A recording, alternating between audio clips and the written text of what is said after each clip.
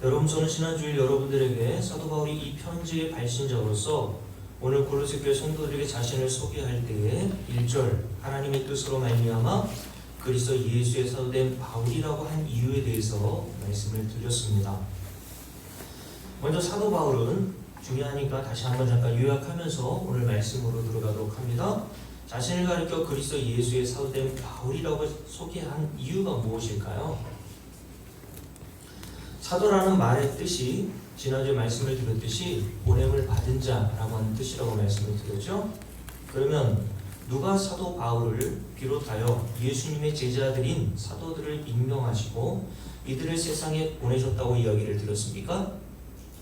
우리가 지난주에 찾아보던 사도행전 26장에 보면 예수 그리스도께서 다메섹으로 가던 사도 바울에게 나타나서 하신 말씀을 들어 여러분께 말씀을 드렸죠. 바로 내가 너를 보낸 예수라고 사도 바울에게 이야기를 하시면서 사도 바울과 예수님의 제자들을 사도로 임명하신 분이 바로 예수 그리스도였다는 사실을 말씀을 드렸습니다. 이것이 왜 우리에게 중요하다고 지난주에 말씀을 드렸죠? 사도 바울이 쓴 오늘 골로새를 비롯한 각 교회와 개인에게 보낸 서신과 예수님의 여러 제자들이 쓴 복음서는 사도 바울이나 예수님의 제자들의 개인적인 사견이나 주장이 담겨있는 글이 아니라 이들을 사도로 임명하시고 세상에 보내신 예수 그리스도의 진리의 말씀이기 때문에 그리스도 예수의 사도된 바울이라고 하는 이 구절이 중요하다고 말씀을 드렸죠. 따라서 이것이 사실이라면 우리가 더 이상 하나님의 말씀 이 성경 이외에 다른 방법으로 하나님의 음성을 들으려고 할 필요가 있을까요? 없다라고 이야기를 드렸죠. 그런데도 어떤 사람들은 간증한답시고 자주 자신의 꿈이나 환상 혹은 마음에서 하나님으로부터 사랑한다라고 하는 음성을 듣고 큰 위로를 받았다고 이야기를 하는 경우들이 있습니다. 물론 그럴 수도 있겠지요. 그러나 그런 개인적인 어떤 경험이나 체험보다도 하나님의 음성을 듣는 최고의 방법은 하나님의 말씀, 성경밖에 없습니다. 아멘. 그래서 종교개혁자인 마틴 루터는 종교개혁을 하면서 첫 번째로 내세웠던 캐치플레이가 다른 게 아니라 오직 성경으로 라고 하는 말이었습니다. 따라서 이 말씀, 성경보다 더 확실한 하나님의 음성을 들을 수 있는 방법은 세상에 없습니다. 그래서 존 파이퍼 목사님은 자신이 쓴 갈라디아서 강해라는 책에서 이렇게 얘기했습니다. 그런데 얼마나 많은 이들이 예수님께 어떤 메시지나 계시, 꿈이나 환상을 달라고 부르짖으면서 정작 그리스도의 말씀인 성경의 깊은 것들을 이해하는 데에는 진지한 노력을 기울이지 않는지요? 라고 지적했던 것이죠. 그러니 여러분, 한 사람이 예수 그리스도를 알아 구원을 얻고 하나님의 온전한 사람으로 만들 수 있는 데에 이 성경 하나로 충분합니다. 우리가 지난주에 함께 살펴봤던 디모데후서 3장 14절부터 17절에서 사도 바울이 그래서 이렇게 이야기하는 거죠. 그러나 너는 배우고 확신한 일에 거하라. 너는 네가 누구에게서 배운 것을 알며 또 어려서부터 성경을 알았나니 성경은 능히 너로 하여금 그리스도 예수 안에 있는 믿음으로 말미암아 구원에 이르는 지혜가 있게 하느니라. 모든 성경은 하나님의 감동으로 된 것으로 교훈과 책망과 바르게 함과 의로 교육하기에 유익하니 뭐가요? 모든 성경은 이라고 되어 있죠. 17절 이는 하나님의 사람으로 우리를 온전하게 하며 모든 선한 일을 행할 능력을 갖추게 하려 함이라. 그래서 뭘 주셨다는 거예요? 성경을 주셨단 말이죠. 자, 두 번째, 오늘 사도 바울이 자신을 소개할 때 예수의 사도된 바울이라고 소개하면서 그 앞에 뭐라고 덧붙여 이야기했다고 이야기를 드렸습니까? 1절 말씀에 보면 하나님의 뜻으로 말미암아 라는 구절을 덧붙여 놓았죠. 영어 성경 번역본에서 하나님의 뜻으로 말미암아라는 부분을 by the will of God 이라고 번역했다고 지난주에 말씀을 드렸어요. will이라고 하는 단어는 조동사로 쓸 때에는 미래형으로 사용되지만 정관사 더가 붙을 명사로 사용될 때는 인간의 의지를 뜻할 때 사용된다고 말씀을 드렸습니다. 그래서 인간의 자유의지를 말할 때 free will이라고 하는 거죠. 그런데 왜 오늘 사도 바울은 자신을 소개하면서 자신이 예수 그리스도의 사도된 것은 그 앞에 뭐라고 되어 있다고요? 하나님의 뜻으로 말미암아라는 말을 덧붙여 놓았을까요? 하나님의 뜻이라고 했을 때 뜻은 will이라고 번역된 영어 성경이 있는데 그것은 의지라고 하는 뜻이라고 이야기를 드렸어요. 그러니까 이것이 해석이 되겠죠. 자신이 사도가 되고 싶은 의지가 있어서 사도가 되고 자원해서 사도가 된 것이 아니라 하나님의 뜻, 즉 하나님의 강한 의지와 하나님의 강한 소원에 의하여 자기가 사도로 부르심을 받았고 그 사도로 부르심을 받아 복음이라는 것을 증거하게 되었다라는 사실이 여기에 내재되어 있다고 말씀을 드렸습니다. 이렇게 하나님의 강한 의지가 담겨 있는 것이 뭐라고 그랬냐면 하나님의 언약이라고 그랬어요. 이 성경이 구약과 신약으로 나눠져 있잖아요. 약자는 어떤 약자입니까? 약속할 때 약자잖아요. 누가 이 구약과 신약에서 우리에게 약속하신 거죠? 하나님께서 저와 여러분에게 약속하신 내용이 담겨 있는 게 구약과 신약, 이 성경이란 말입니다. 그러니까 이 구약과 신약을 보면 하나님께서 이 언약을 어떻게 이루어내시겠다라고 하는 의지가 담겨 있는 것이 보인단 말이죠. 그래서 지난 주일에 여러분 나오신 분은 알겠지만 하나님께서 아브라함에게 언약하실 때 창세기 15장 말씀에 보면 어떻게 언약하시죠? 쪼갠 고기 사이로 횃불이 지나가는 모습으로 언약하신단 말이에요. 그것이 어떤 뜻이라고 그랬어요? 아브라함에게 내가 너에게 한 이 맹세와 언약을 내 목숨 걸고 지켜내겠다고 약속하신 거예요. 그게 하나님의 강한 의지로 그 언약을 통해서 아브라함부터 이삭과 야곱에게 그리고 출애굽 1장에서 모든 약속이 다 이루어지는 것으로 우리에게 증거되고 있는 것이죠. 그러니 하나님의 언약은 하나님의 이런 강한 의지가 담겨 있는 것이기에 이런 강한 의지로 자신의 언약을 이루시는 하나님을 어떻게 꺾어놓을 수 있나요? 이것이 왜 우리에게 중요하다고 말씀드렸어요? 지난 주일에 우리 손윤 권사님께 물었잖아요. 하나님께서 저와 여러분을 구원하시기로 작정한 시점이 언제라 그랬습니까? 뭔가 잘했을 때가 아니라 이 세상을 창조하시기 이전에 이미 저와 여러분을 구원하시고 그리고 어둠에서 빛으로 눈먼 자에서 눈을 뜨게 하시고 사단의 권세에서 우리를 건져내시기로 작정하셨단 말이에요. 그게 태초 이전 이 세상을 창조하시기 이전에 하나님이 계획한 내용이고 약속한 내용이란 말이죠. 그러면 하나님께서 저와 여러분을 이렇게 태초 이전에 구원하기로 정하여 주셨고 약속하여 주셨다면 하나님은 저와 여러분에게도 동일하게 아브라함에게 하셨던 그 맹세의 언약과 같이 내가 너를 목숨 걸고 지켜낼 거고 목숨 걸고 구원해낼 것이라고 약속하신 거예요. 아멘. 이런 하나님의 굳은 언약을 누가 취소하거나 변경하거나 낙심시켜 내려놓게 할 수 있겠냐고 여러분께 묻는 겁니다. 그런 자가 있다면 그가 하나님이겠죠. 여러분, 이런 하나님의 의지가 담겨있는 언약으로 우리가 구원받는 것이 왜 중요합니까? 인간의 의지의 나약함과 연약함 때문이라고 말씀을 드렸죠. 저와 여러분의 의지라는 것은 얼마나 연약합니까? 그래서 오죽하면 작심 3일이라는 말도 나온 거 아니겠어요? 우리의 오늘 다짐하고 있는 굳은 의지와 결심 같은 경우에도요, 언제든지 우리의 환경과 우리 주변에서 일어나는 사건을 통해서 무너질 수 있는 겁니다. 오늘 은혜 받았다고 펄펄 뛰는 사람이라 할지라도요, 병에 걸려보세요. 여러분 입에서 불평과 원망이 안 나올 것 같아요? 욥기에 기록되어 있는 욥의 아내를 보세요. 여러분, 욥과 욥의 아내는 하나님을 잘 섬겼던 사람들 아니었습니까?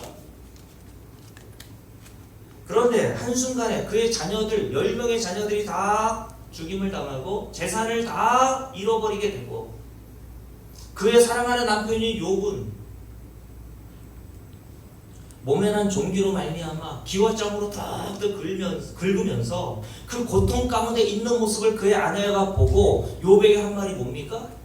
그렇게 하나님을 잘 왔다고 생각했던 그 욥의 아내가 그 욥 자기의 남편에게 했던 말이 뭐예요?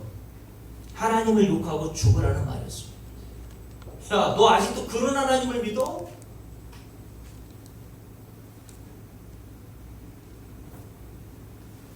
여러분, 이런 인간의 나약한 의지에 비해서 하나님의 의지라는 것은요, 인간의 나약한 의지와는 다르게 결코 변경되거나 약하여지거나 취소되지 않는단 말이죠. 그래서 시편 89편 기자를 통해서 하나님께서 이렇게 말씀하셔서 시편 89편 볼게요. 시편 89편. 시편 89편 한번 봅니다. 자, 33절부터 35절 말씀까지.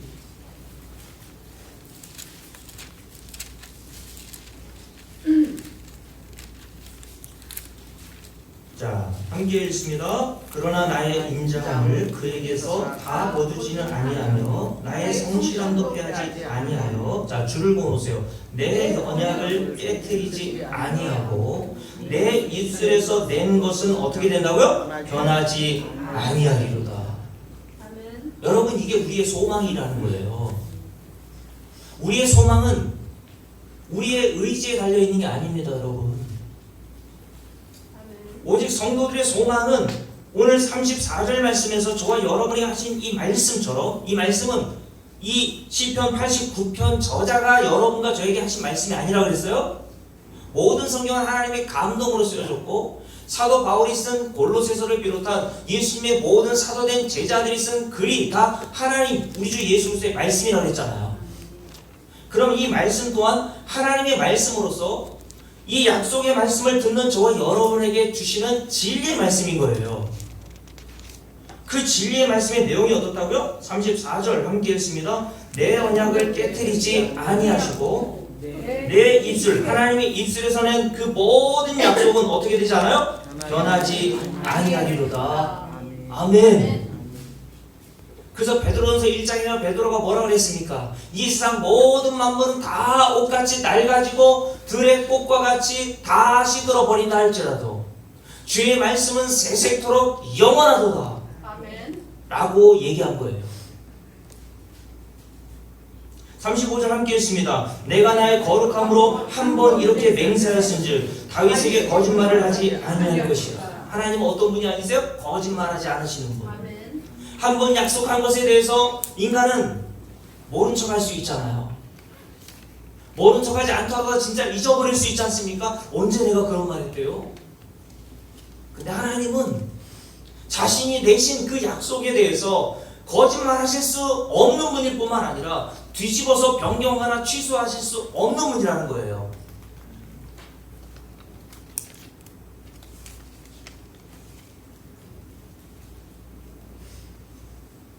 그래서 그 뒤에 이렇게 돼 있죠. 36절. 그러므로 그의 후손이 장구하고 그의 왕위는 해같이 내 앞에 항상 있으며 또 궁창의 확실한 증인인 달같이 영원히 견고하게 되리라 하셨도다. 아멘. 왜 하나님의 언약의 말씀을 달, 해 이런 것들로 비유하십니까? 야, 그래도 너희들이 영원하다고 생각하는 게 뭐야? 사람은 오고 가고 죽고 나고 하지만 여러분들과 제가 보는 해와 태양은 변함없이 때가 되고 시간이 되면 떠오르고 지지 않습니까? 하나님께서 그 영원하게 보이는 달과 별 그리고 해를 통해서 우리에게 뭘 비유하시는 거예요? 나의 약속이 그와 같다는 거예요. 아멘. 그러나 그것마저도 다 없어지지만 내가 너희들에게 언약한 그 언약은 절대 없어지거나 변경되거나 취소되지 않는다는 말씀이죠. 아멘. 여러분, 이것이 우리에게 얼마나 큰 위로가 됩니까? 그렇지 않아요? 자신의 나약함, 의지의 연약함을 아는 자들만 이것이 우리에게 위로가 되는 거예요.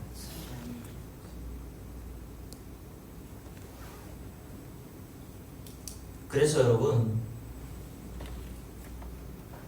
히브리서 6장을 볼까요? 히브리서 6장에 보면 히브리서 기사를 통해서 동일하게 하나님께서 우리에게 이렇게 말씀하시죠. 히브리서 6장 보세요.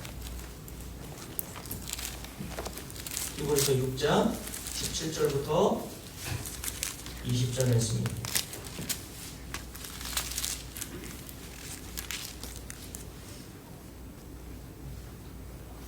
자, 다 피셨으면 함께 읽습니다. 17절 함께 읽습니다. 하나님은 약속을 기업으로 받는 자들 성도들을 얘기하는 거예요. 그 뜻이 어떻게 되지 않는다고요? 변하지 아니하는 것을 충분히 우리에게 나타내 주셨다는 거예요. 무엇을 통해서? 구약의 여러 사건들을 한번 여러분 생각해 보세요.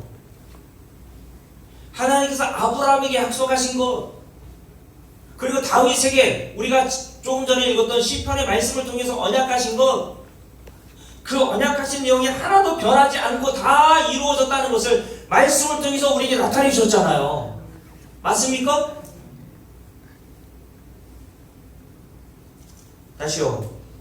그의 뜻, 하나님의 뜻이 변하지 아니함을 우리에게 조금 나타내서 충분히 나타내셨습니까? 충분히. 무엇을 통해서? 하나님의 약속의 말씀, 우리가 듣고 이 성경을 통해서 우리에게 충분히 보여주셨다는 거예요. 함께 했습니다. 그 일을 맹세로 보증하셨나니 이는 하나님이 주를 고르세요. 어떤 분? 거짓말을 하실 수 없는 분이란 말이죠. 이 두 가지 변하지 못할 사실로 말미암아 앞에 있는 소망을 얻으려고 피난처를 찾은 우리에게 뭐가 되어? 큰 안위를 받게 하려 하십니다. 하나님이 언약하신 것에 변하지 않고 그 언약하신 것을 신실하게 지키신다는 그 믿음이 저와 여러분의 마음에 큰 안위, 위로가 된단 말이에요. 왜요? 우리는 우리 자신도 믿을 바가 못 된다는 사실을 매일 깨닫잖아. 그래서 그 뒤에 이렇게 돼 있죠. 19절 함께 읽습니다. 우리가 이 소망을 가지고 있는 것은 영혼의 닭 같아서 튼튼하고 견고하여 휘장 안에 들어가나니 그리로 앞서가신 예수께서 멜기세덱의 반찬을 따라 영원히 대장이 되어 우리를 위하여 들어가셨느니라. 아멘. 하나님의 영원한 언약의 보증으로 예수 그리스도를 우리에게 내세우는 거예요.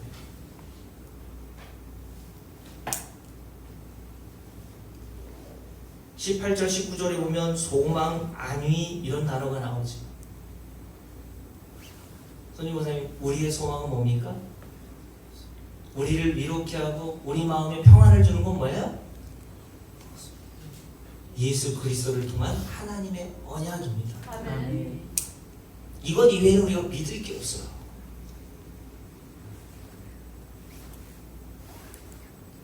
하나님께서 이 성경을 통해서 성도들인 저와 여러분에게 예수 그리스도를 통해서 약속하시고 언약하신 것보다 우리에게 더 큰 소망이 어디 있으며 우리에게 더 큰 위로와 안위가 되는 것이 어디에 있겠냐는 겁니다. 그러니 믿음이라는 건 뭔지 아세요? 인간의 의지나 결심이나 행위가 믿을 것이 못 된다는 사실을 알고 하나님의 이런 강한 의지가 담겨 있는 신실하시고 변하지 않는 하나님이 태초 이전에 약속하시고 언약하신 것을 믿고 의지하는 게 믿음인 거예요.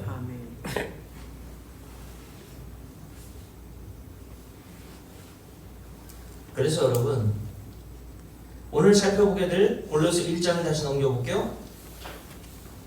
지난주의 말씀과 연결해서 오늘 본문을 이어나가려고 제가 이렇게 지난주의 말씀을 요약해서 드리는 겁니다. 골로새 1장을 보시면 이 서신을 받아보게 될 수신자인 골로새 안에 있는 교회로 부름을 받은 자들을 향하여서 뭐라고 부르는지 한번 보십시오. 2절 함께 했습니다. 골로새에 있는 성도들, 제가 좀 이따 말씀드릴게요. 곧 그리스도 안에서 어떤 자들? 신실한 형제들이라고 불렀어요. 여기다 뭐에다 동그라미 치냐면 골로새에 있는 성도들 그리고 그리스도 안에서 신실한 형제들 두 군데에다가 동그라미 치시면 좋을 것 같아요. 여러분 오늘 골로새 교회 안에 있는 자들을 향해서 사도 바울이 뭐라고 불렀다고요? 먼저 그리스도 안에서 신실한 형제들이라고 불렀습니다. 신실하다라는 뜻은 믿을만하다라는 뜻이거든요. 골로새 교회 안에 있는 자들이 뭐가 믿을만합니까? 저와 여러분하고 다를 바 없는 자들이잖아요. 디모데후서 2장에 보면 사도 바울이 이렇게 얘기했어요. 우리에게는 미쁨이 없을지라도, 미쁨이라는 뜻은 신실하지 않다라는 뜻이거든요. 미쁨이 없다는 뜻은 우리에게는 믿을 수 없는 자들이라는 거예요. 우리에게는 미쁨이 없을지라도 라고 얘기했는데 오늘 골로새 교회 성도들에게는 왜 신실한 형제들이라고 이야기했을까요?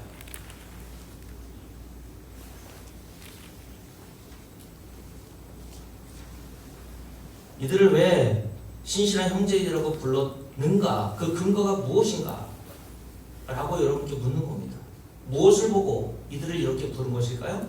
그냥 인사치레인 겁니까? 혹은 이들의 굳은 의지나 결심을 믿었기 때문입니까? 이들은 절대 그들의 강한 의지와 굳은 결심을 보니까 다른 사람들처럼 예수를 배신하진 않겠구나 라는 믿음이 있었던 거예요. 그들에 대한 믿음. 신실한 형제들이라고 하는 그 앞에 붙어있는 단어가 중요해요. 그래서 뭐라고 붙었어요? 그리스도 안에서라고 했어요. 아, 그러니 이들이 신실한 형제들이 될 수 있었던 것은 그들 자신이 아니라 지금 누구 안에 있어요? 그리스도 예수 안에 있는 자들이기 때문에 그렇다는 거예요. 그리스도 예수 안에 있다는 것은 그리스도 예수를 믿는 성도들을 의미하는데, 저 여러분도 마찬가지예요. 그리스도 예수 안에 있는 성도들을 누가 보호하고 계시다는 거예요? 그리스도 예수께서 보호하고 계시다는 뜻이에요. 아멘. 그래서 너희들은 신실한 형제들이라고 부른 거예요. 즉 그리스도 예수께서 보호하시는 자들인 성도들은요, 구원에서 탈락하거나 취소될 수 없다는 겁니다. 너희들은 그리스도 예수의 보호하심과 지키심으로 말미암아 너희들이 신실하게 예수 그리스도를 끝까지 믿어 견디고 인내하여 구원에 이르게 될 자들이라고 얘기합니다. 이들의 실력을 믿은 게 아니라 그들을 보호하시고 그들의 연약한 나약한 의지를 끝까지 붙들어 주셔서 믿음 가운데 살게 하시는 예수 그리스도의 신실하신 은혜와 언약을 근거로 그들을 향해서 신실한 형제들이라고 불렀다는 겁니다.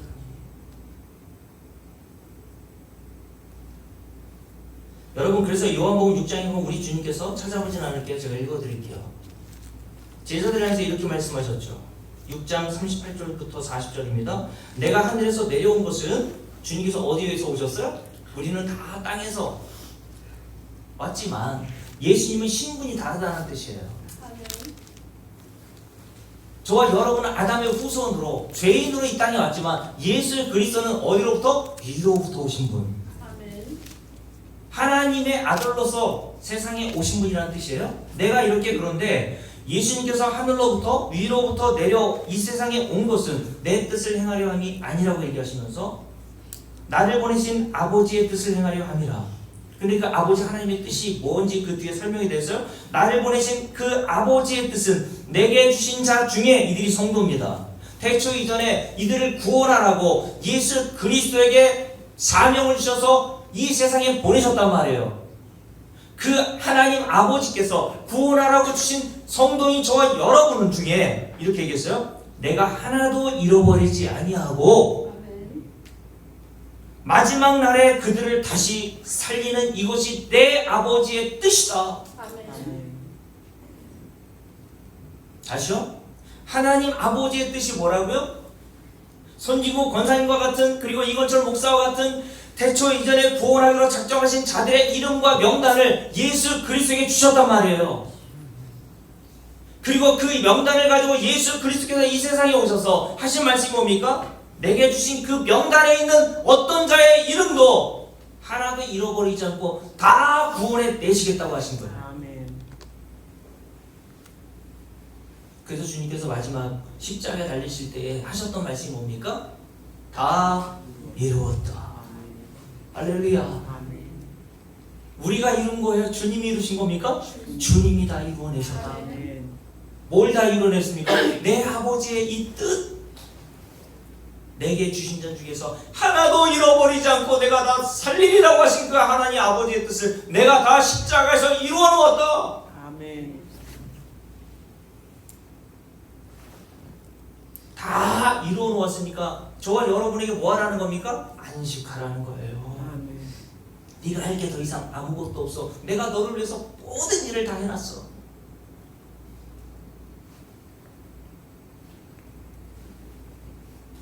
그래서 우리 주님께서 십자가에 달리시기 전에 요한복음 17장 11절 12절에서 이렇게 말씀하세요. 잘 들으세요. 제가 읽어드릴게요.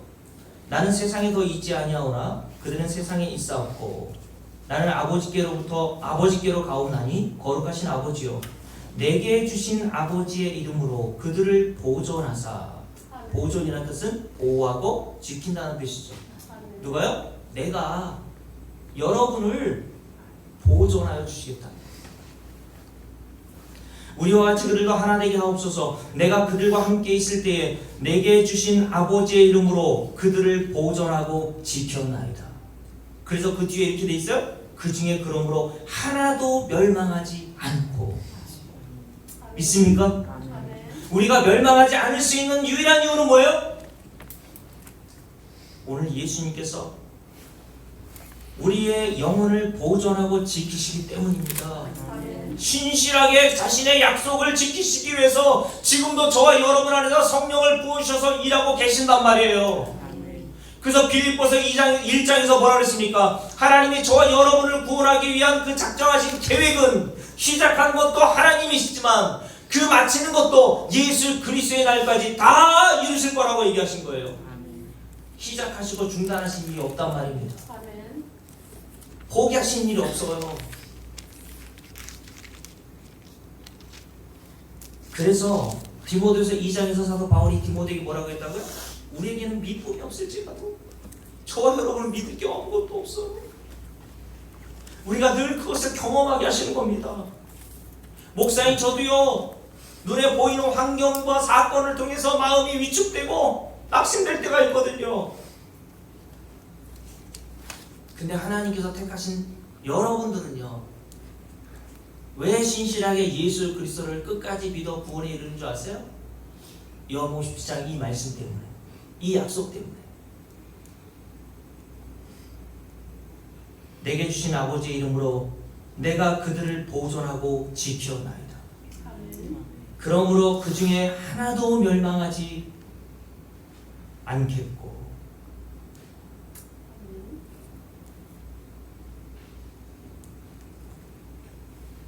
사도 베드로는 그래서 베드로가 쓴 베드로전서 1장 5절에 보면요 이렇게 얘기했습니다. 베드로전서 1장 5절을 볼까요?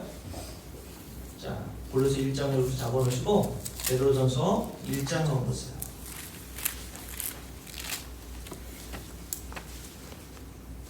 자, 그러면 우리를 뭐로 보호하시고 지키십니까? 자, 1장 5절 함께 읽습니다. 너희는 말세에 나타내기로 예비하신 구원을 얻기 위하여 주를 보내서 뭐로요? 믿음으로 말미암아 하나님의 능력으로 보호하심을 받느니라. 하나님께서 저와 여러분을 구원하시고 그 구원하신 영혼을 지키시고 보존하기 위해서 뭘 주시는 거예요? 그래서 믿음을 주시는 거예요. 그래서 오늘 말씀에 보면 돈으로 우리를 보호하시고 지키시는 것이 아니라 말세에 저와 여러분을 구원하시기 위하여 두신 그 작정하신 계획을 이루어내시기 위해서 성도들에게 지속적으로 손유고사님에게 지속적으로 뭐를 주세요? 믿음을 주세요. 그래서 그 뒤에 뭐라고 되어 있다고요? 너희를 위하여 하늘에 간직하신 것 그게 뭐예요? 믿음으로 말미암아 하나님의 능력으로 보호하심을 받을 거예요? 받았어요? 받았느니라. 전에도 받았고 지금도 받고 있고 앞으로도 그 하나님의 능력이 믿음으로 저와 여러분을 지켜내시는 하나님이신 줄로 믿으십시오. 아멘. 그래서 우리가 모두 이 자리에 앉게 된 거예요. 아멘. 손윤권사님과 저 가끔 얘기할 때가 있었는데 손윤권사님도 가정에 얼마나 환란 풍파가 많았습니까? 제 30대 이전에 삶을 보는 것 같아서 참 마음이 안타까울 때가 있는데 손윤권사님이 그럴 때가 그런 어려움과 환란을 당할 때 마음에 그런 생각이 들 때가 있더라고요. 죽는 게 더 낫지 않을까?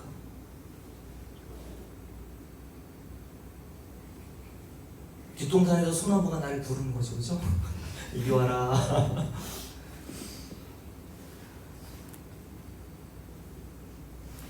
저는 그 마음을 충분히 이해합니다.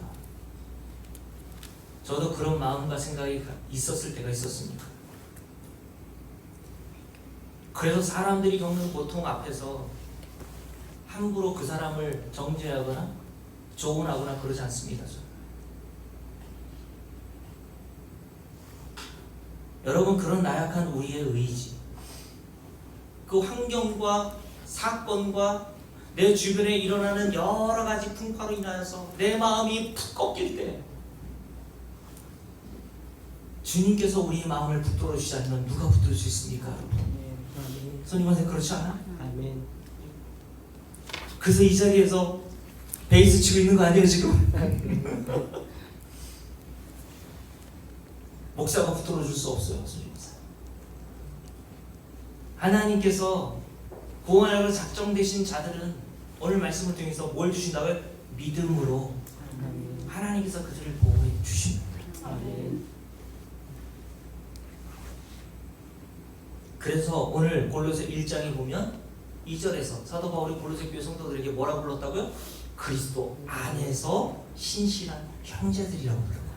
아멘. 너희들이 신실해서가 아니야, 너희들을 보호하고 계시는 그리스도 예수의 그 놀라운 은혜 때문에, 보호하신가 지키신 때문에 너희들이 믿음으로 끝까지 견디어 인내할 수 있었던 거야. 이걸 칼빈은 성도의 견인이라고 했어요. 견인은 두 가지 뜻이 있거든요. 고장나지 않은 차가 끌고 가는 것과 같은 모양도 견인이라고 볼 수 있고, 근데 이 견인이라는 뜻은 한자에 보면 견디고 인내한다는 뜻이거든요. 근데 주님께서 뭐라 그랬어요? 마태복음 보면 환난과 핍박을 당할 것이라고 제자들에게 이야기하면서 그러나 너희들이 끝까지 견디고 인내하는 자는 구원을 받으리라. 아멘. 이 약물을 꼭 버티라는 뜻입니까? 안 된다니까요. 저와 여러분은 이 약물과 아무리 꽉 버티려고 해도요, 여러분 생명을 빼앗겠다고 덤벼드는 사람이 있다고 생각해 보세요. 안 된다니까요. 그래서 그 나약한 인간의 의지를 보여주기 위해서 지난주에 누굴 드러냈습니까? 예수님의 제자 중에 수혜였던 베드로를 보여주신 거예요. 야, 베드로가 한 말을 들어보라는 거죠. 십자가 앞에서 베드로가 예수님께 단언하기를 다른 제자들은 다 버릴지언정 나는 주님을 버리지 않고 죽을지언정 주님을 배신하지 않겠다고 다짐했잖아요. 그 다짐과 결심과 의지가 1년 갔나요? 며칠도 못 갔어요. 그랬던 사도 베드로가, 죽음 앞에서 그렇게 나약했던 사도 베드로가 어떻게 예수를 위해서 순교까지 합니까? 사도 베드로에게 믿음을 주신 거예요. 아멘. 하나님께서 저와 여러분에게 믿음 주시지 않으면요, 우리는 한순간도 살 수 없다니까요. 아멘. 그러니 여러분들이 조금 남들보다 믿음이 있는 것처럼 보여도 자랑할 게 없어요. 믿음도 하나님의 선물이거든요. 아멘.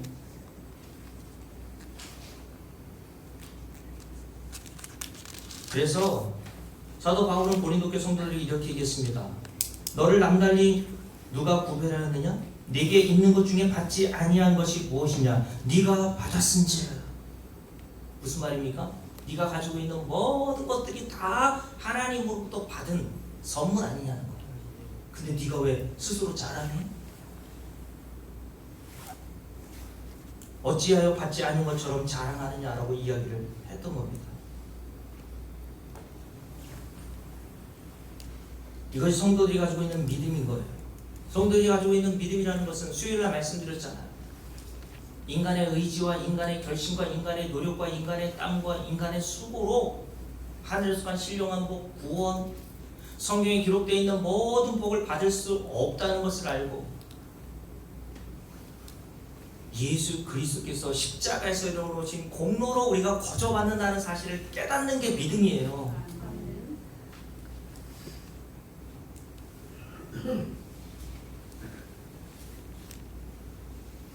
그러니 여러분, 성도는 그리스도 안에 있다면 그리스도 안에 있는 자들에게 주시는 하늘에서 간 신령한 복 하나라도 빼앗을 자가 없습니다.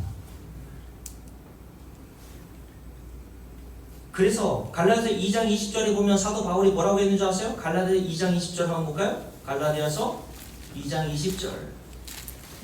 사도 바울이 그 이전에는 자신이 행한 행위를 믿었고 아브라함 후손으로서 할례를 받은 것을 신뢰했고 의지했지 않습니까?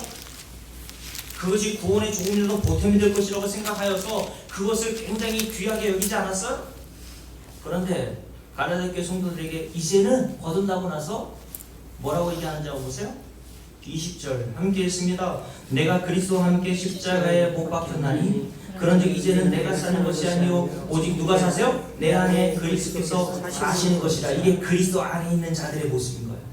내가 이제는 그리스도 안에 사는 것이라. 그리스도 예수로부터 내가 보호하심을 지키심을 받고 있다는 거예요. 그런 자들의 증거로 나오는 게 뭡니까? 함께 읽습니다. 이제 내가 육체 가운데 사는 것은 나를 사랑하사 나를 위하여 자기 자신을 버리신 주를 보내세요. 뭐를 믿고 살아요? 하나님의 아들을 믿는 믿음 안에서 사는 것이다. 아멘. 요것밖에 믿을 게 없구나 나는. 이거예요 여러분. 그 이전에 할례, 율법 행함, 아브라함의 후손으로 태어난 것, 이런 것들이 구원의 보탬이요 기여될 것이라고 생각했는데 그런 모든 것들이 다 효력이 없다는 사실 수요일에 배웠죠. 할례나 부할례나 다 효력이 없습니다. 오직 사랑으로서 역사하는 믿음뿐입니다. 아멘. 그 믿음이 뭐예요? 예수 그리스도를 믿는 믿음을 얘기합니다. 아멘. 아멘.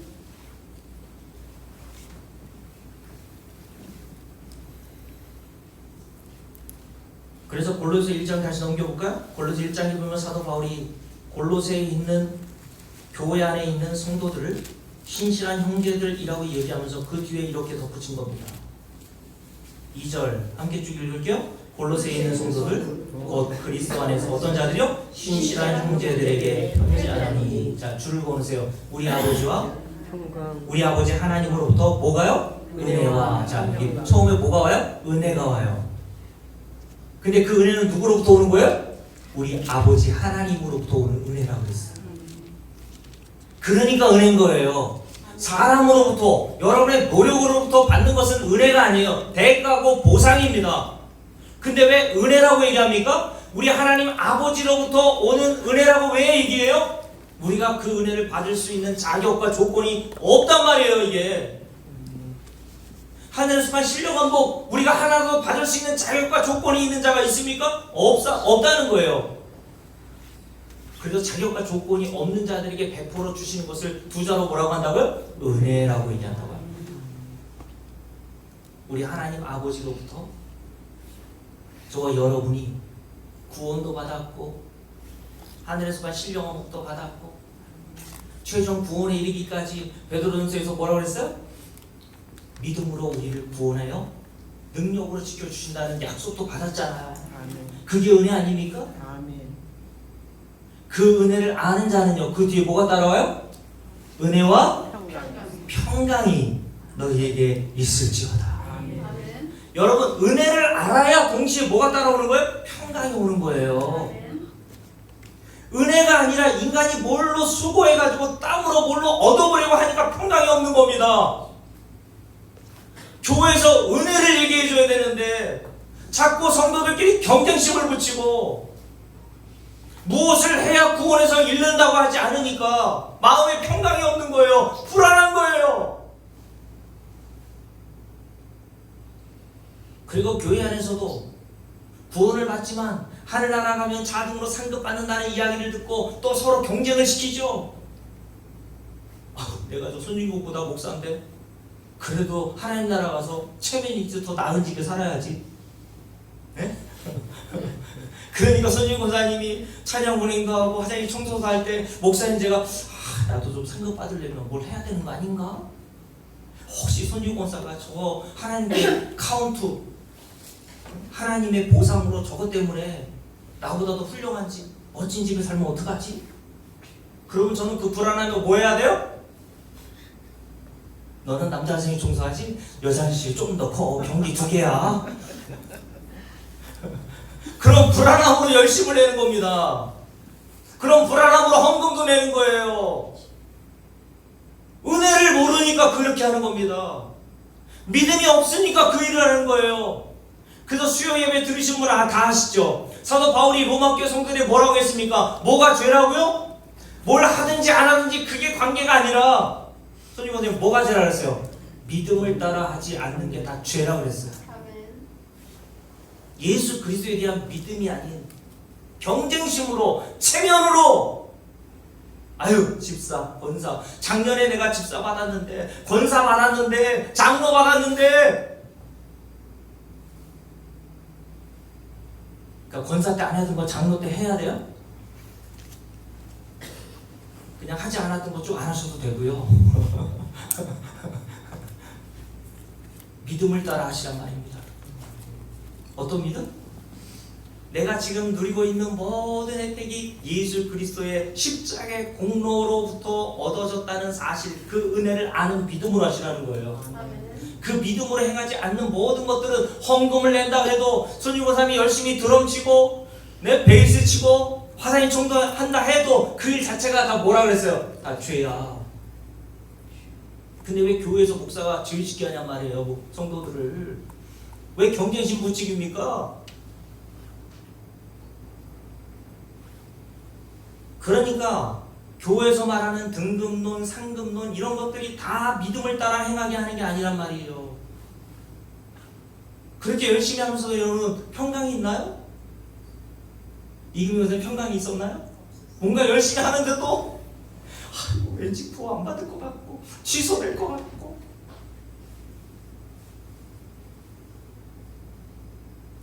제 아내가 속해 예배드리고 우리 강경순 장로님 모셔드리면서 우리 의인어머니를 같이 가셨다면서요? 왜 우리가 예전에 예수 믿는데도 불구하고 마음에 평안이 없었을까?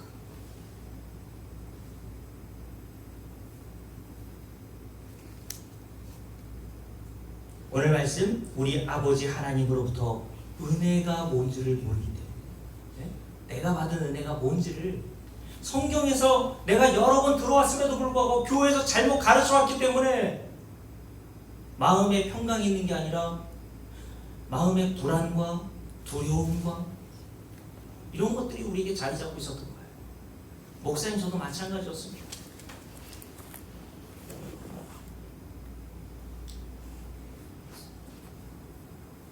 만민중앙교회 이재롱 목사는 성도들을 5등급으로 나눴다고 하지 않습니까? 1등급부터 5등급. 신앙생활 잘하는 사람을 5등급, 최고 등급 5등급, 조금 못하는 4등급, 3등급, 2등급, 1등급 해가지고 등급을 나눠가지고 성도들에게 표를 줬대요. 헌금 좀 많이 내고 성도들이 뭐 이렇게 헌신하고 그런 정도에 따라서 수치화해가지고 표를 나눠주는데, 예를 들어서 제가 순위 권사님에게 1등급 표를 나눠준 거예요. 그리고 강전 사모님한테는 2등급.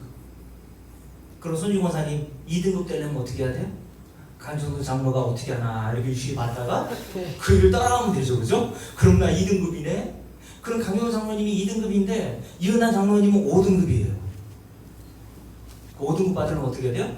이야, 이은한 장로가 어떻게 하고 있는지 한번 따라서 해볼까? 그래서 1등급부터 5등급으로 나눠가지고요, 1등급에는 여러분들 옛날에 들어왔듯이 개털모자 하나 쓰고 하나님 나라 들어가고, 5등급에 그 신앙의 수준에 이른 자는 예루살렘 성 가장 가까운 곳에서 가장 멋진 집에서 사람들을 부려가면서, 그러니까 다들 5등급 되고 싶어가지고요, 이재룡 목사가 말하는데도 헌금도 열심히 하고 봉사와 충성도 열심히 했단 말이에요. 그게 뭐 하는 거예요? 그게 죄 짓는 겁니다. 아멘. 교회에서 죄 짓게 하는 거예요. 그러니까 그걸 하면서도 불안한 거죠. 누가 제일 편안해요? 5등급에 있는 사람만 편안한 겁니다.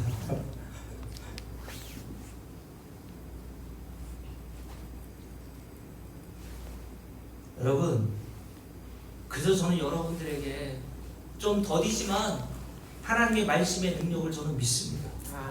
하나님의 말씀의 능력이 들어간 어떤 자들에게는요, 그 말씀이 은혜로 깨닫게 돼요. 전에는 경쟁심으로 체면에 따라 했던 사람들이 이제는 은혜를 받아 믿음을 따라 그 모든 일을 행하게 되는 걸 저는 믿어요. 그래서 여러분들에게 굳이 뭐하라 요구하지도 잘 않는 겁니다.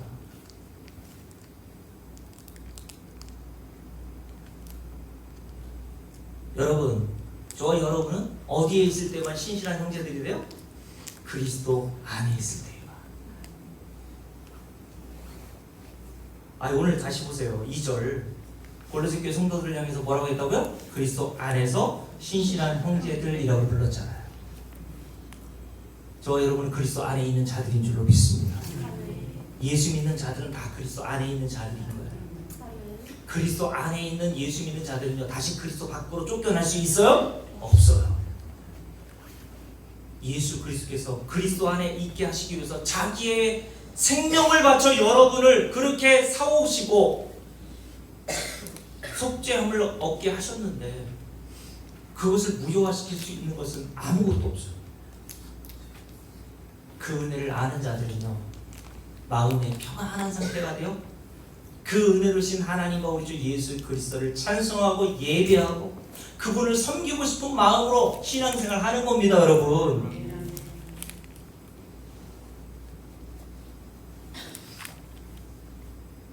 자, 그리고 오늘 마지막으로 골로새에 있는 교회 성도들에게 뭐라고 얘기했는지 다시 한번 2절 말씀을 통해서 살펴볼게요. 함께 읽습니다. 골로새에 있는 어떤 자들? 성도들이라고 했어요. 골로새에 있는 시민들이 아니라 성도들이라고 얘기했단 말이에요. 그러면 여러분, 사도 바울은 골로새 교회 성도들뿐만 아니라 고린도 교회에 보낸 편지에서도 고린도 교회 성도들을 향해서 1장에서 이렇게 얘기했어요. 제가 읽어드릴게요. 고린도에 있는 하나님의 교회 곧 그리스도 예수 안에서 거룩하여지고 성도라 부르심을 받은 자들이라고 표현했거든요. 이들은 1차적으로는 골로새 교회 성도들과 고린도 교회 성도들을 의미하지만 2차적으로는 오늘날 이 성경을 동일하게 받고 있는 저와 여러분들이 다 포함되어 있는 거예요. 저와 여러분들에게 뭐라고 한다고요? 월성동에 있는 성도들 이렇게 얘기한단 말이에요. 부끄럽지 않나요? 사실 이 성도들이라고 하는 의미의 뜻이 뭡니까? 영어 성경에 보니까요, The Saint라고 번역했어요. The Saint. 이 The Saint라고 하는 뜻은요, 성인들이라는 뜻입니다. 성인들. 이명원의 성인 맞습니까? 월성동에 사는 수많은 사람들 중에서 성인. 부끄럽잖아요, 우리는. 우리가 뭘 할 일이 있다고, 내가 무슨 성인입니까? 여러분, 보통 우리는 어떤 사람들을 성인이라고 하죠? 어떤 사람들을 성인이라고 부릅니까? 예전에 제가 여러분들께 빌립보서 강의할 때 말씀드린 적이 있는데요, 천주교에서 성인이라고 하는 타이틀을 달아주는 사람의 조건이 있어요. 천주교는요, 등급으로 이렇게 성도를 나눕니다. 4단계 정도로 나누거든요. 이재동 목사님은 5단계 나누는데 천주교는 4단계로 나눠요. 마지막 최고의 정점에 있는 성도의 수준을 성인이라고 부릅니다. 그 바로 밑이 복자예요. 복자. 복자에서 엄격한 심사를 통해서 조건을 갖추면 성인의 반열에 오르는 거예요. 예를 들어서 성인의 반열에 오를 수 있는 복자들은 누구냐면 2가지 조건이 있어요. 첫 번째, 기적이 일어나야 돼요. 기적을 일으켜야 합니다. 사람들이 다 동의하는 기적이 그 사람에게 일어났느냐 안 났느냐가 복자에서 성인의 단계로 올라갈 수 있는 가장 중요한 조건 중에 하나예요. 그래서 인도에 그 마대 테레사 수녀 있지 않습니까? 그분이 인도 빈민들을 위해서 얼마나 탁월한 봉사와 헌신했습니까? 이 2번째 성인의 조건이 바로 그건데요, 봉사와 탁월한 인류에 대한 공헌. 근데 그거는 마대 테레사가 인정받았는데 기적이 인정이 안 되는 거예요. 그래서 복자라고 하는 그 단계에서 성인으로 올려주기 위해서 천주교에서 심사와 조건이 있는지 해당하는지를 조사했습니다. 억지로 만들어낸 것 같아요. 그랬더니 기적을 체험했다는 어떤 브라질 한 사람이 나타났는데, 자신이 질병에 걸렸다가 집에 걸린 테레사 수녀의 사진에서 빛나는 빛을 보고 그 병에서 나았다는 거예요. 할렐루야. 그래서 테레사 수녀가 기적을 일으킨 장본인으로 심사에서 통과되어서 천주교에서 이제 마더 테레사를 부를 때 그 앞에 뭐를 붙여요? 성이라고 하는 단어를 붙여요. 마더 테레사 수녀. 이 복자에서 성인의 반열에 오른 사람은요. 그래서 그 앞에 어떤 단어를 붙인다고요? 성이라는 단어를 붙여요. 성 바울, 성 베드로, 성 마더 테레사. 손익원상이 그럼 뭐라고 붙여줘야 돼? 성 손진우. 부끄럽잖아요. 벌써 붙잖아. 성 이미경, 성 우인남, 성 강점순. 기적했어요? 그거는 뭔 기적을 일으켰어요? 교회에 무슨 대단한 탁월한 공헌이나 봉사활동 한 적 있어요? 그럼 내가 무슨 성인이에요? 우리가 무슨 성인입니까?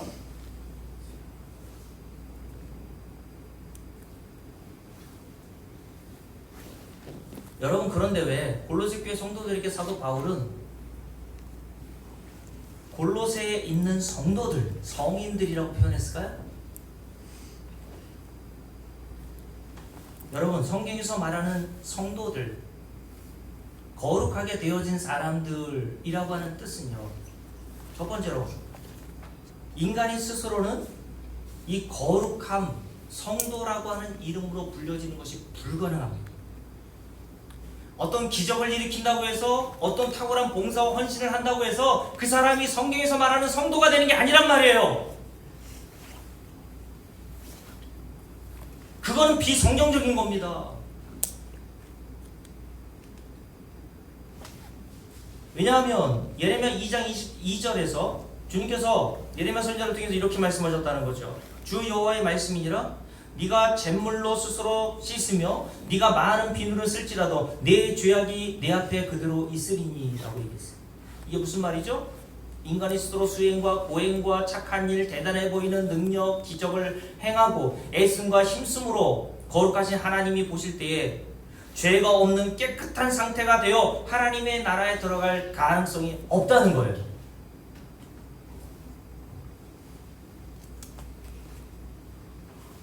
그래서 마가복음 10장에서 주님께서 젊은 부자 관원에게 뭐라고 하셨습니까? 사람으로는 할 수 없으되. 야, 그 일 사람이 할 수 있는 일 아니야 라고 얘기했어요. 근데 천주교에서 뭐라고 합니까? 사람이 기적 일으키고 사람들에게 충분한 인류애를 보여주고 탁월한 봉사를 행하면 그를 성인으로 부를 수 있는 거야 라고 얘기한단 말이에요. 사람으로는 할 수 없다는 거를 사람이 할 수 있다라고 하는 게 다른 복음 아닙니까?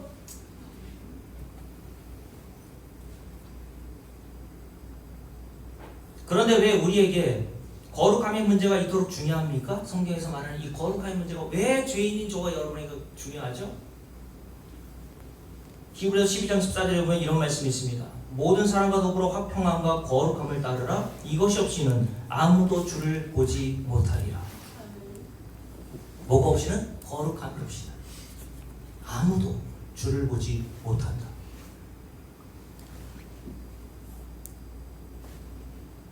계시록 21장 27절에 이렇게 얘기했습니다. 무엇이든지 속된 것이나 가증한 일 또는 거짓말하는 자는 결코 그리로 들어가지 못하되 하나님 나라에 들어가지 못한다는 거예요.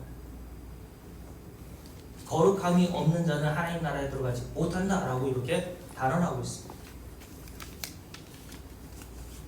그런데 우리가 하나님 나라에 들어갈 만한 거룩한 자들이 아니죠. 그죠? 그래서 예레미야 17장 9절에서 모든 인간의 마음의 상태에 대해서 하나님 그때 뭐라고 그랬어요? 모든 만물보다 부패하고 거짓된 것은 우리의 마음이라고 했어요. 이 세상 어떤 쓰레기보다 더 더러운 게 저와 여러분의 마음의 상태예요. 그러니 이런 마음의 상태를 가지고 어떤 자가 하나님 나라 들어갈 수 있는 가능성이 있습니까?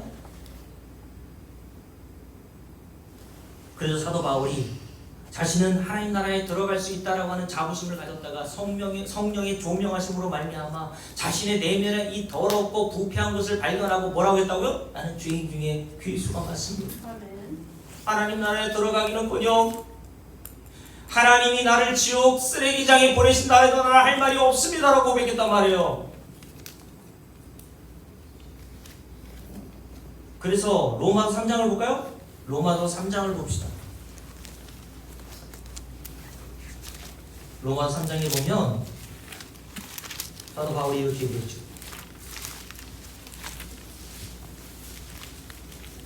구절 말씀 봅니다. 로마 3장 9절 함께 읽을게요. 그러면 어떠하냐? 우리는 나으냐? 유대인 자신을 말하는 겁니다. 결코 아니라 유대인이나 헬라인이나 온 인류를 말한다 그랬어요. 다 뭐 앞에 있어요? 죄 아래에 있다고 우리가 이미 선언하였느니라. 왜요? 10절 기록된 바 의인 거룩한 자는 있어요 없어요? 없나니 하나도 없다라고 선언합니다. 그러면서 결국 모든 인간이 가야 될 최종 운명이 이러하다는 것을 보여주죠. 19절 3장 19절 함께 했습니다. 우리가 알거니와 모르 율법이 말하는 바는 율법이 우리에게 말한단 말이에요. 성경이 우리에게 말하고 있단 말이에요. 율법 아래에 있는 자들 유대인들에게 말하는 것이니 이는 모든 입을 막고 저와 여러분의 입을 막기 위해서 성경을 우리에게 주신 거예요. 여러분의 입을 틀어막고 이게 무슨 말입니까? 하나님의 마지막 심판대 앞에 섰을 때 저와 여러분에게 하나님이 너 지옥 형벌이라고 하는 선고를 내리실 때에 손유고사님은 입을 막아야 돼요? 아니면 입을 벌려서 얘기해야 합니까? 억울해요 하나님. 그래도 내가 이미경보다 나았는데 그래도 내가 최만성보다 나았지 않습니까? 옛날에 모교회 성모님이 뭔 잘못된 말을 하면 하시는 유명한 말이 있어요. 그 입을 찢어야 해 이렇게 얘기했거든요. 여러분 하나님 말씀은 뭐를 하시기 위해 주셨다고요? 그런 손유 권사님의 입을 막으시는 거예요. 그리고 딱 한마디 하는 겁니다. 너 지옥으로 가라 하시면 손유 권사님 한마디 딱 하게 돼요. 뭐라고 하게 될까요? 아멘이라고 하는 거예요. 아멘 맞습니다. 이게 죄인 중에 귀수라고 사도 바울이 고백했던 내용이에요. 맞아요 주님. 이런 거룩하지 않은 더러운 자가 어떻게 하나님 나라 들어갑니까? 그리고 그 뒤에 이렇게 돼 있죠. 온 세상이라고 그랬어요. 일부라 그랬어요. 온 세상으로 하여금 뭐하게 하기 위해서? 하나님의 심판 아래에 있게 하려 함이라. 요걸 깨닫게 하시게 뭘 주셨다고? 20절 그러므로 율법의 행위로 그의 앞에 의롭다 하심을 얻을 육체가 없나니 율법으로는 뭐를 깨닫게? 죄를 깨닫게 하심이라. 그러니까 성경을 통해서 저와 여러분이요 날마다 입이 닫혀지고 하나님 맞아요. 그런데 여러분 오늘 골로새 교회 성도들도 이와 같은 인간의 상태였는데 어떻게 성도들로서 거룩한 자로서 하나님의 나라에 들어갔다라고 이야기하는 걸까요? 뭘 행했기에? 마지막으로 여기 읽고 마칠게요. 사도행전 26장 사도행전 26장에 보면 인간의 능력과 수고와 애씀, 노력과 공덕과 기적을 행함으로 의롭다함을 얻고 거룩하게 될 수 없다라고 이야기하셨던 이 말씀에서 예수님께서 바울에게 이렇게 얘기하셨죠. 사도행전 26장 가볼게요.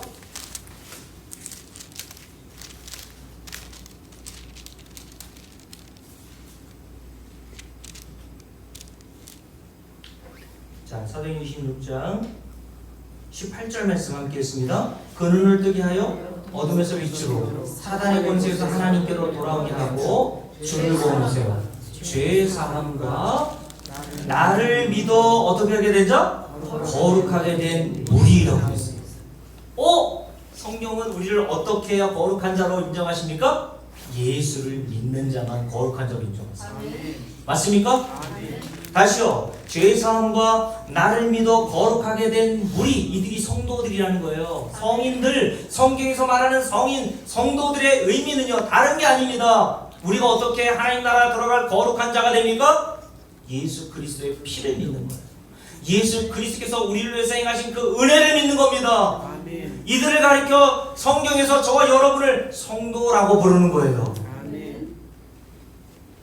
이런 성도들만 하나님 나라에 들어가는 겁니다. 그러니 우리 스스로 거룩해 된 것이 아니라 예수 그리스도께서 십자가에서 행하신 일로 저와 여러분이 거룩하게 되었다는 사실을 깨닫는 자만 하나님 나라 들어가게 되는 것이고 그 자가 어떤 자든지 관계없이 그래서 구원받은 강도도 그렇게 더럽고 이 세상에서는 세상에 공헌한 일이 하나도 없는 자인데 불구하고 천국에서는 뭐라고 불립니까? 뭐라고 불려요? 성도라고 불리는 겁니다. 아멘. 이런 은혜를 받은 저와 여러분이 부르는 찬송이 뭡니까? 찬송가 265장입니다. 우리 찬송가 265장.